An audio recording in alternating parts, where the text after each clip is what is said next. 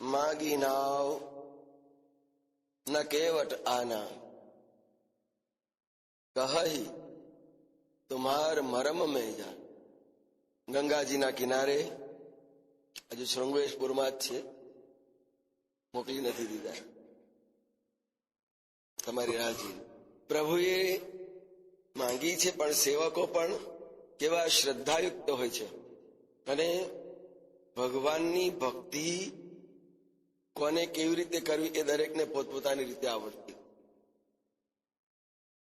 રાવણને ભગવાનના હાથે મૃત્યુ જોઈતું હતું, પણ એણે ફસ્ટ કરીને, વેર કરીને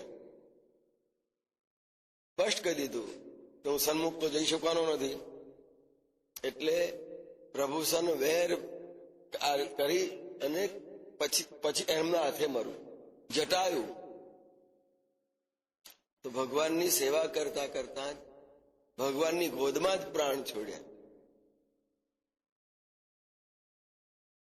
તો જો દરેક ભક્ત ભગવાનને પોતપોતાની ભક્તિની એક એક અંજલિ જુદી જુદી રીતે આપે છે, એમ કેવટ પણ અહીંયા અગાડી સબરીએ જેમ બોર ખવડાવીને પોતાની ભક્તિનું દર્શન કરાયું, એમ કેવટ ભગવાનની આજ્ઞાનું ઉલ્લંઘન એકવાર કરીને પોતાની ભક્તિનું સાચું દર્શન કરાવે છે. આજ્ઞાનું ઉલ્લંઘન કરવું અને પાછી ભક્તિ, બંને વિરુદ્ધ, પણ છતાંય ભક્તો છે. પોતાની પાસે અવનવી જે કઈ રીત હોય, જે કઈ શ્રદ્ધા હોય એ પ્રમાણે ભક્તિ કરવાનો દરેકને અધિકાર છે. વાલી અને સુગ્રીવને પરસ્પર વેર હતા. ભગવાને વાલીને એક વાર તો સજા કરી બાણમાં, પછી ભગવાન કહે છે કે રાખવું પ્રાણ, વાલી તને જીવતદાન આપું. પ્રભુ એમ નહીં, આજે મૃત્યુ વખતે જેવી રીતે સામે પ્રત્યક્ષ ઉભા છો, એમ આજે આપ જીવતદાન આપવાનું હું લઉં, અને પછી જયારે મૃત્યુ મારું આવે ત્યારે આ જ રીતે સામે આવીને ઉભા રહેવાના છો. એ તો કેવી રીતે બની શકે? તો બસ મારે છેતરાવું નથી, મારે મૃત્યુને દૂર કરવું, ભલે અત્યારે આવી જાય. આ એ વાલીની ભક્તિ. દરેકની પોતપોતાની શ્રદ્ધા પ્રમાણે ભક્તિ પોતાની રીતે કરે છે. અહીંયા શૃંગેશપુરના ગંગા કિનારે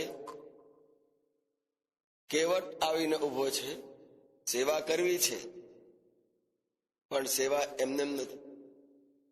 સેવાની પાછળ ભક્તિ પ્રભુને આપીને પછી મારે સેવા. પહેલી મારી ભક્તિનો સ્વીકાર કરો ને પછી આપની સેવા લઉં. એટલા માટે માગી નાવ ન કેવટ આના, કહી તુમ્હાર મરમ મેં જાન. હું આપને બહુ સારી રીતે ઓળખું છું, તમને નાવ નહીં આપું. તુમ્હાર મરમ મેં જાનાનો અર્થ છે કે આપ અયોધ્યાના રાજકુમાર છો, ક્ષત્રિય છો, અને એટલે નહીં આપ ભગવાન સ્વયં છો. પિતાનું વચન પાળવા માટે વનવાસની અંદર યાત્રાએ નીકળ્યા છો. બધું જ છે, હું સમજુ છું, પણ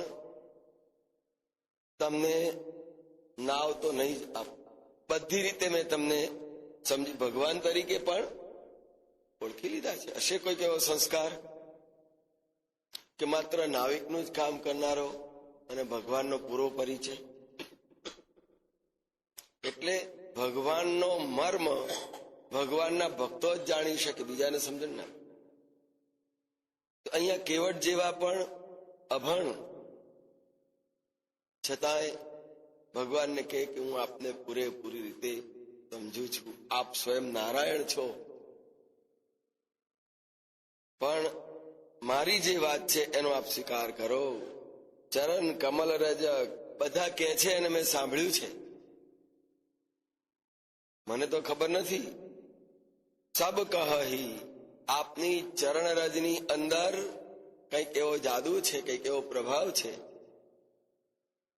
કે એ ચરણ નહીં, ચરણની ધૂળ અડે ને તો પણ કંઈક માનુષ કરની મોરી કછું, કંઈક એવું જડીબુટ્ટી છે, મૂળિયું છે આપના ચરણોમાં કે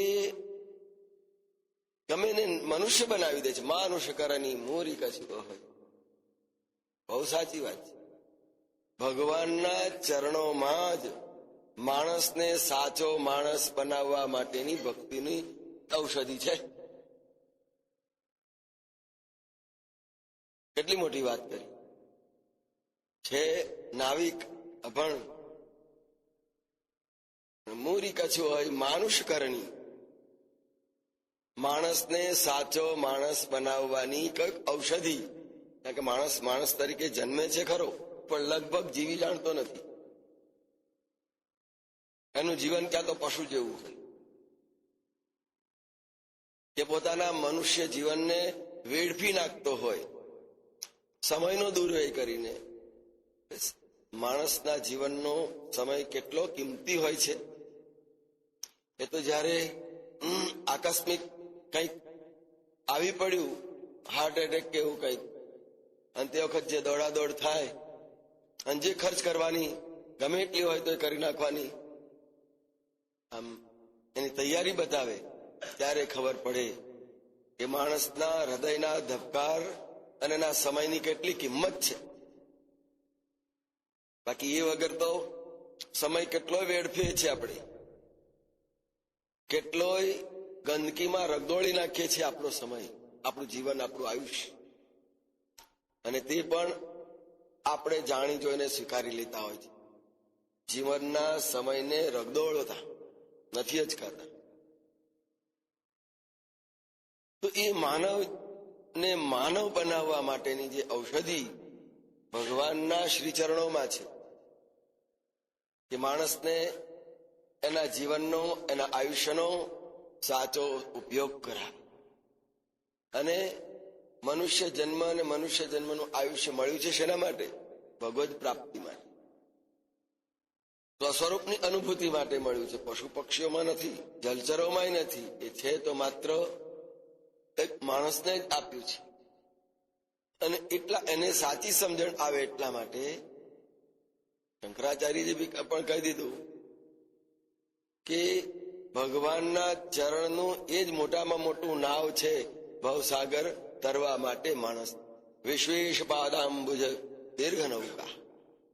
ભગવાનના ચરણ એ જ ભવસાગર તરવાનું મોટું જહાજ છે. ઉતરો પાર, જેને બેસવું બેસે. તો એ વાત જ ને કેવટ પણ સમજ્યો છે, અને કેવટ પોતાની ભાષામાં કહે છે.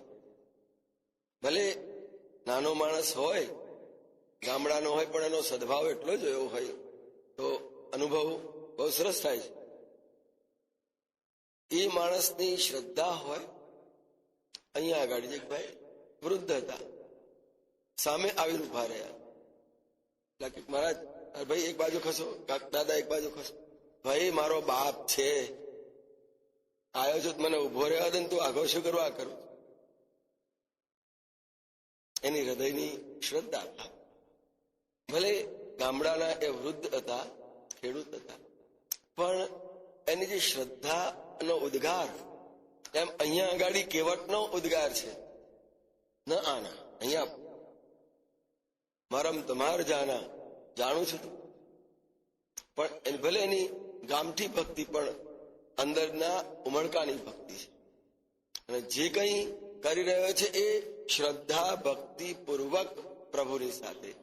આપણને કદાચ અવિવેક લાગે કે આ કેવો અવિવેક, એનામાં જરાય વ્યવહાર નથી, વિવેક નથી. ભગવાન જેવા ભગવાનને ના પાડે ને તમને ઓળખું છું એટલે શું મસ્ત છે. પણ એમાં એની જે ગાડી ગયેલી ભક્તિ, જે ગાડી ગયેલી ભક્તિ, એ ભક્તિનું દર્શન કરાવતા કે છે માનુષ કરની મૂરી કછું અહોય, ચરણ કમલ રજ કહું સબ કહોય. બધી આખી દુનિયા કે છે, જેણે જેણે જાણ્યું છે બધા એને ખબર છે કે ભગવાનના ચરણોની રજ જ આપણી જડ બુદ્ધિ, પથ્થર જેવી બુદ્ધિને માણસની બુદ્ધિ બનાવી. શિલા એટલે ચારિત્ર્ય, અહલ્યા એને ચારિત્ર્યવાન એક ઋષિપત્ની બનાવી છે. પણ એ ભગવાનના ચરણની રાહ જોનાર એટલી શ્રદ્ધા હતી. એમ ભગવાનના ચરણની ચરણરજની ભક્તિથી શ્રદ્ધા હોય એને માટે ચરણ કમલ રજ સબ કહે. બધા જ કે છે, જેણે જેણે સાંભળ્યું, જોયું, જાણ્યું, બધા જ માનુષ કરની મોરી કચ્છ હોય. અંદર કઈક જાદુ છે. આપના ચરણોની રજમાં કોઈક ચમત્કાર ભરેલો છે અને એ તમારી પાસેથી હું સમજવા અને જાણવા માંગુ. આવો કેવળ જેવો અભણ પણ ભગવાનના તત્વને, ભગવાનનું તત્વ શું, જેમ ગુરુ તત્વ એને લક્ષ્મણદાસજી મહારાજ કાઢે, તમારે ગુરુ તત્વ જોઈએ. એ તત્વ ભગવાનનું એ જાણવા માટેની તત્પરતા આ કેવટમાં છે. અભણ કેવું યાદ રાખે